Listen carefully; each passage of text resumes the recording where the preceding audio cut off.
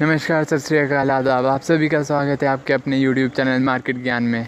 आज आप सभी लोग जानने वाले हो कि कैसे आप किसी भी अच्छी कंपनी के शेयर को परचेज़ कर सकते हो। वो कौन कौन से क्राइटेरियाज़ है जो आपको देखने होंगे किसी भी अच्छी कंपनी का शेयर परचेज़ करने से पहले।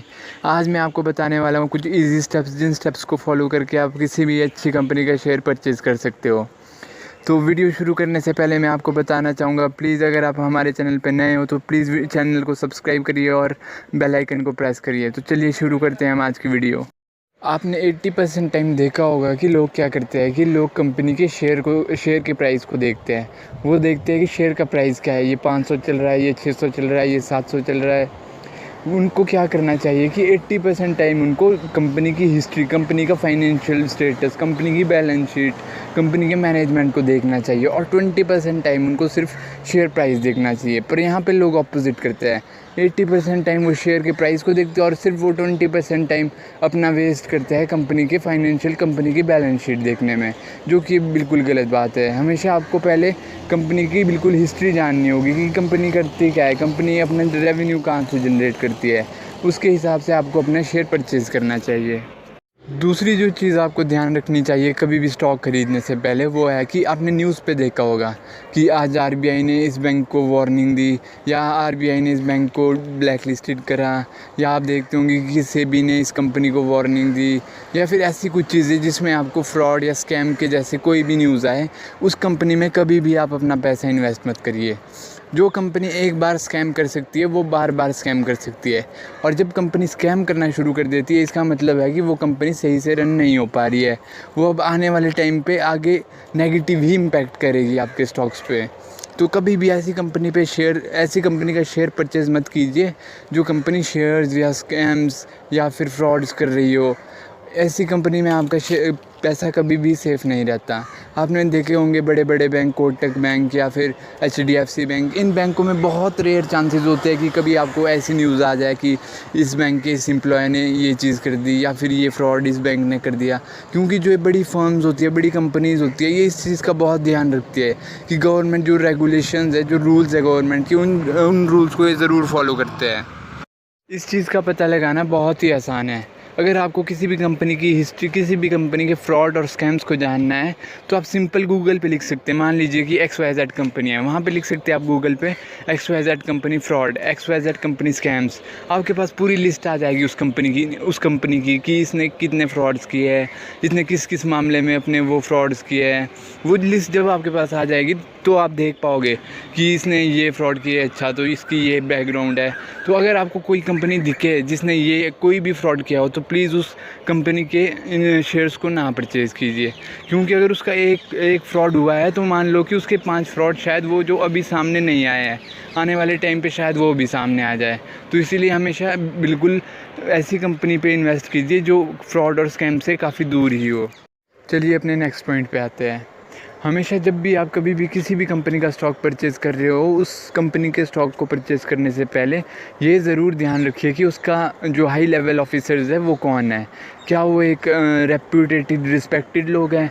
हमेशा जब भी आप किसी भी कंपनी का शेयर परचेज़ करने वाले हो तो उससे पहले उसके ऑफिसर्स का ज़रूर पता लगा दे। उसके मतलब बड़ी पोस्ट जैसे CEO, जैसे चेयरमैन, जैसे डायरेक्टर। अगर आपके कोई रेप्यूटेड और रिस्पेक्टिव लोग हैं, मान लो कि रतन टाटा है, आपको लगता है क्या रतन टाटा आपके पैसे लेके भाग जाएंगे? या फिर मिस्टर अंबानी है, आपको लगता है मिस्टर अंबानी आपके पैसे लेके भाग जाएंगे? ये चीज़ नहीं हो सकती। तो हमेशा उस कंपनी के शेयर्स परचेज़ करिए जिस कंपनी के आपके बड़े ऑफिसर्स, बड़े पोस्ट पे जो होते हैं डायरेक्टर्स, उनके ऊपर जब आपको विश्वास हो कि ये बहुत बड़े लोग हैं, पूरा देश इनकी रिस्पेक्ट करता है, तो ऐसी कंपनी के ही शेयर्स आप परचेज़ करिए। क्योंकि कई बार क्या होता है कि कंपनी लॉस में चला जाती है। अगर आप छोटी कंपनी के एज अ बिगिनर, अगर आप छोटी कंपनी के शेयर परचेज़ कर रहे हो तो छोटी कंपनी क्या होता है, कई बार लॉस में जाने के बाद बंद हो जाती है। अगर आपकी कंपनी बंद हो गई तो आपको फिर वैसे ही आपको पता है कुछ नहीं मिलने वाला। तो इसीलिए अगर आप एज अ बिगनर हो तो मैं आपको प्रेफर करूंगा कि आप ऐसी कंपनीज़ में शेयर परचेज़ करिए जिस कंपनीज़ के मैनेजमेंट बहुत ही पावरफुल हो और बहुत ही रिस्पेक्टिव हो। नेक्स्ट जो हमारा पॉइंट है वो ये है कि कभी भी किसी भी ऐसी कंपनी में इन्वेस्ट ना करें जिसके ऊपर बहुत ज़्यादा डेप्थ हो, जो पहले से ही बहुत ज़्यादा लोन के नीचे दबी हुई हो। क्योंकि जो जितनी ज़्यादा फ्री कंपनी होगी वो उतना ज़्यादा ग्रो कर पाएगी। जो पहले से ही डेप्थ में घुसी हुई कंपनी है उसका दिवालिया होने का चांसेस भी बहुत ज़्यादा होता है। इसलिए हमेशा ऐसी कंपनी पिक करिए जिसके ऊपर कम से कम कर्जा हो। चलिए एक इंटरेस्टिंग फैक्ट के बारे में जान लेते हैं। आपने कभी सोचा है कि किसी भी कंपनी के आगे पीछे लिमिटेड क्यों लगता है? आपने कभी सोचा होगा कि कोई भी कंपनी देख लो, आप चाहे देख लो Tata steel limited, Tata motors limited, या फिर कोई भी कंपनी कोलगेट लिमिटेड, किसी भी कंपनी के पीछे ये लिमिटेड क्यों लगता है? ये इसीलिए लगता है क्योंकि मान लो कि आपने किसी भी कंपनी के शेयर परचेज़ किए। इसका मतलब क्या है कि आप कंपनी के मालिक हो गए। जब आप मालिक हो गए और वो कंपनी डेप्थ में है, वो कंपनी कर्ज़े में है, तो इसका मतलब लिमिटेड का मतलब ये होता है कि जो वो कर्ज़ा उसके ऊपर है वो कर्ज़ा सिर्फ वो कंपनी ही वापस रीपे करेगी जिसको भी देना है। इसके शेयर होल्डर्स या फिर कोई और इसके कर्ज़े को वापस नहीं देंगे। मान लो कि आपने इसके शेयर परचेज़ किए और उसके ऊपर 1 लाख करोड़ का कर्ज़ा है, तो वो कर्ज़ा शेयर होल्डर्स नहीं देंगे, वो कर्ज़ा केवल कंपनी ही वापस रीपे करेगी। इसीलिए कंपनी के पीछे लिमिटेड लगाया जाता है। अगली जो चीज़ आपको देखनी चाहिए किसी भी कंपनी में इन्वेस्ट करने से पहले वो है क्वार्टर टू क्वार्टर रिजल्ट्स। आपको पता होगा कि एक फाइनेंशियल ईयर का क्वार्टर स्टार्ट होता है 1 अप्रैल से। आपको हमेशा कंपनी के क्वार्टर टू क्वार्टर रिजल्ट्स देखने चाहिए। मिनिमम लास्ट 6 क्वार्टर्स आपको देखने चाहिए कि वो प्रॉफिट में जा रही है कंपनी या फिर लॉस में जा रही है। अगर वो लॉस में जा रही है तो कितने बड़े लॉस में जा रही है, वो सब कुछ आपको देखना चाहिए किसी भी कंपनी में इन्वेस्ट करने से पहले।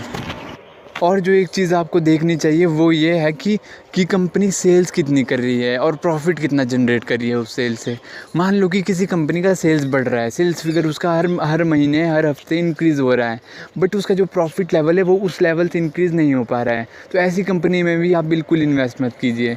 क्योंकि इसमें क्या होगा कि अगर मान लो कि कोई प्रोडक्ट की वैल्यू है 100 रुपये और उसको अगर कंपनी बेचेगी 50 रुपये में, तो जेन्युइन सी बात है उस कंपनी की सेल्स तो बढ़ेंगी पर उसका प्रॉफिट तो नहीं बढ़ पाएगा। इसीलिए कभी भी ऐसी कंपनी में इन्वेस्ट ना कीजिए जिसमें सिर्फ सेल्स फिगर बढ़ रहा हो और प्रॉफिट लेवल नहीं इंक्रीज़ हो पा रहा हो। और ना कभी ऐसी कंपनी में इन्वेस्ट कीजिए जिसका प्रॉफिट लेवल बढ़ रहा हो पर सेल्स इंक्रीज़ नहीं हो पा रही है। क्योंकि क्या होता है कि आप कितने प्रोडक्ट्स बेच लोगे? अगर आपके पर प्रोडक्ट पे मार्जिन 100 रुपये है तो कितने प्रोडक्ट आप बेच लोगे? 10 प्रोडक्ट, 20 प्रोडक्ट? इसलिए हमेशा ऐसी कंपनी में इन्वेस्ट कीजिए जिसका सेल्स और प्रॉफिट दोनों रेगुलर स्टाइल से बढ़ रहे हो। कभी भी ऐसे इन्वेस्ट ना कीजिए जिसका या सेल या प्रॉफिट एक चीज़ बढ़ रही हो। हमेशा दोनों चीज़ बढ़ती हुई कंपनी में आपको इन्वेस्ट करना चाहिए। नेक्स्ट पॉइंट जो हमारा है वो है कस्टमर सेटिस्फेक्शन। हमेशा ऐसी कंपनीज़ में इन्वेस्ट कीजिए जो कस्टमर सेटिस्फेक्शन को ध्यान में रखते हुए अपने काम को करती हो। कई बार क्या होता है कि कुछ नई कंपनीज़ आती है अपना नया प्रोडक्ट लेकर, वो अचानक से जैसे वो नया प्रोडक्ट होता है वो कुछ टाइम के लिए हाइप क्रिएट कर देता है, वो मार्केट में काफ़ी ग्रो कर जाता है, पर एट द लॉन्ग रन वो प्रोडक्ट उतना आगे जा नहीं पाता क्योंकि वो अपने कस्टमर को पूरी तरह से सेटिस्फाई नहीं कर पाता। हमेशा ऐसी कंपनीज़ में इन्वेस्ट कीजिए जो लॉन्ग टाइम आपके कस्टमर को सेटिस्फाई कर पाए। इसका जानने का आसान सा चीज़ ये है कि आप किसी भी कंपनी के उस प्रोडक्ट पे जाइए, उसके रिव्यूज़ चेक कीजिए कि लोगों ने उसके बारे में कैसे रिव्यूज़ दिए हैं। अगर हो सके तो आप उस प्रोडक्ट को खुद परचेज़ करके आप खुद से भी देख सकते हो कि ये प्रोडक्ट क्या है, अच्छा प्रोडक्ट है।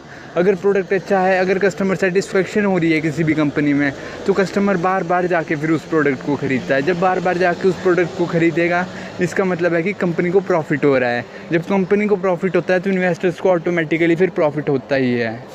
अगली जो टिप है वो है think like an angel investor. Angel investor क्या होता है? जो एक बहुत बड़े इन्वेस्टर्स होते हैं जो पूरी की पूरी कंपनी खरीदने का दम रखते हैं। लाइक मान लो कि आपके पास है 5,000 करोड़, ऐसा बस आपको सोचना है आपके पास 5,000 करोड़ है। इन 5,000 करोड़ में सिर्फ आप एक ही कंपनी को परचेज़ कर सकते हो।